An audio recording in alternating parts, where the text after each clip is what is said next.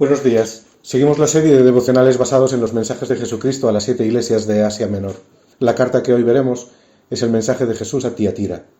Al releer esta carta y ver su estructura, me vino a la cabeza los consejos que se dan en psicología familiar sobre cómo corregir a los hijos utilizando lo que llaman disciplina positiva.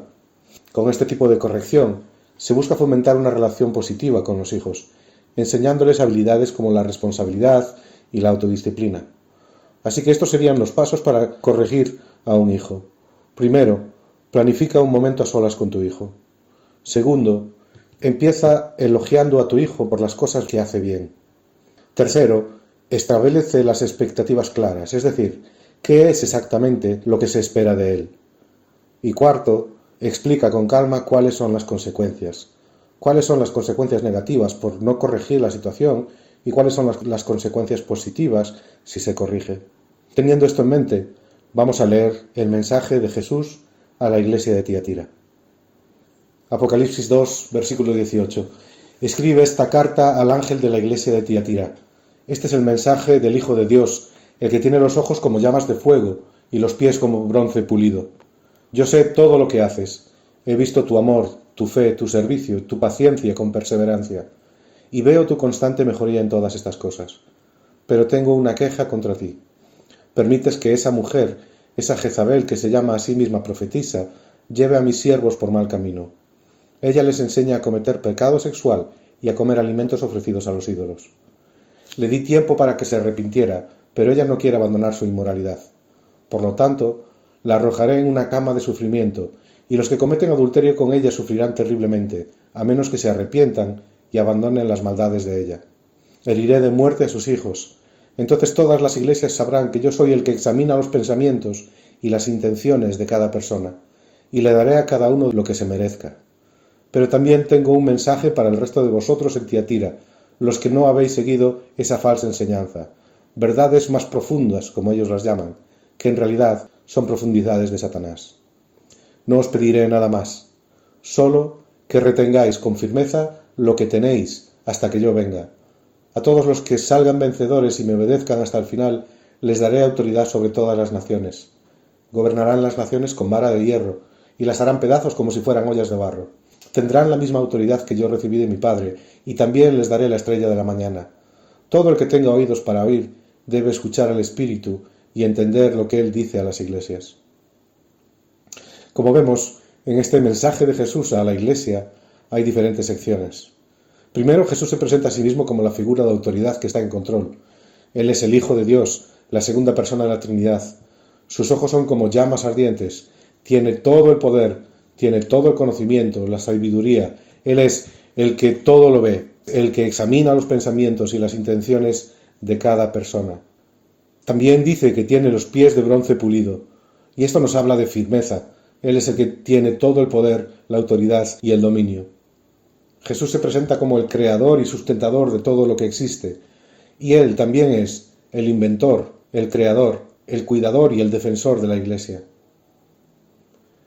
Siguiendo los pasos que vimos antes, primero vemos a Jesús dedicando un tiempo a solas a Tiatira. Jesús dedica un tiempo para estar a solas con esta Iglesia y corregirla con amor. Después empieza elogiando a sus hijos por las cosas que hacen bien. Jesús reconoce el amor, el servicio, el crecimiento de la iglesia. Les elogia porque, aunque la iglesia era pequeña, estaban en un proceso constante de crecimiento. Bien hecho, iglesia, seguid así. Después viene el tercer paso, la corrección, y establece cuál es el problema, qué es exactamente lo que se espera de la iglesia. Jesús les expresa una fuerte advertencia.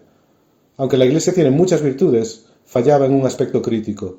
Toleraba a una falsa profetisa, a una mujer a la que llaman Jezabel, una figura simbólica que representa a una falsa maestra que incitaba a los creyentes a pecar.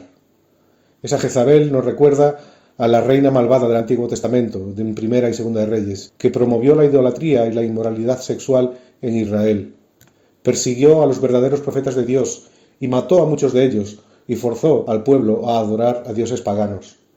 En Tiatira, esta Jezabel moderna probablemente era una líder dentro de la iglesia que afirmaba hablar de parte de Dios con autoridad espiritual.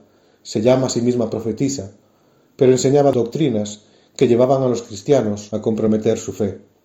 Estaba enseñando e incitando a los miembros de la Iglesia de Dios a participar en inmoralidad sexual y comer cosas sacrificadas a los ídolos. En este contexto probablemente significaba participar de las celebraciones paganas de los poderosos gremios de comerciantes textiles, donde se practicaban las orgías rituales y los banquetes en los que se comía la carne que se había ofrecido antes a los dioses paganos. Los cristianos, o parte de los cristianos de la Iglesia, estaban participando de estas prácticas por presión o por obligación social, o por miedo a perder sus empleos, o por miedo a ser excluidos socialmente y a ser señalados como intolerantes. Esta falsa profetisa dentro de la Iglesia enseñaba y animaba a los creyentes a participar de estas prácticas, diciéndoles que esto agradaba a Dios. Jesús denuncia esto como una traición espiritual, una forma de adulterio espiritual. La Iglesia no solo falló en confrontarla, sino que toleró que siguiera enseñando esto. Jesús reprende a la Iglesia por permitir que el pecado se infiltrara y se normalizara dentro de la Iglesia y por no corregirlo. Tolerar el pecado dentro de la Iglesia bajo el disfraz de amor o unidad o gracia y misericordia acabará por destruir la Iglesia desde dentro. En esta situación, la tolerancia no es una virtud, sino que es un veneno.